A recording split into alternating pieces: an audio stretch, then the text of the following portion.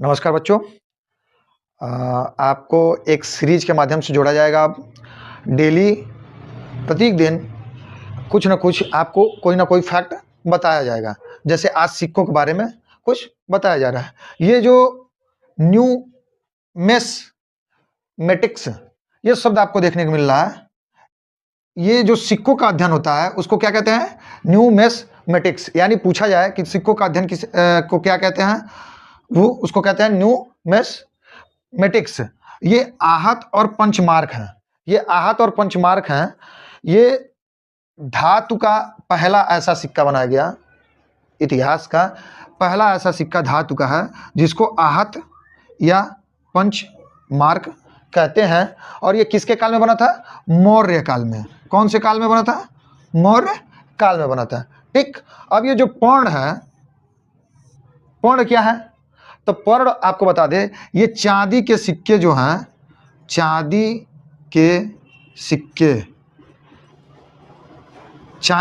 हैं, ठीक है, जिसको पर्ण कहा जाता था। लेकिन कब के? जब ये मौर्य काल में चांदी के सिक्कों को क्या कहा जाता था? पर्ण कहा जाता था। ठीक है।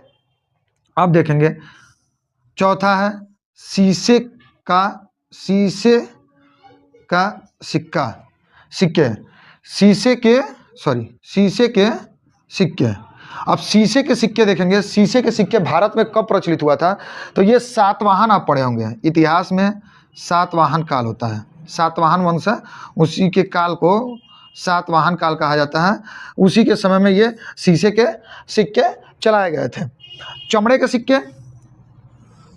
सिक्के जब भारत में मुगल वंश आया, उसी भारत में जब मुगल वंश आया तो उसमें हुमायूं हुए। हुमायूं के काल में कौन चलाया था? हुमायूं के शासन काल में चलाया गया था ये शिहाबुद्दीन ने।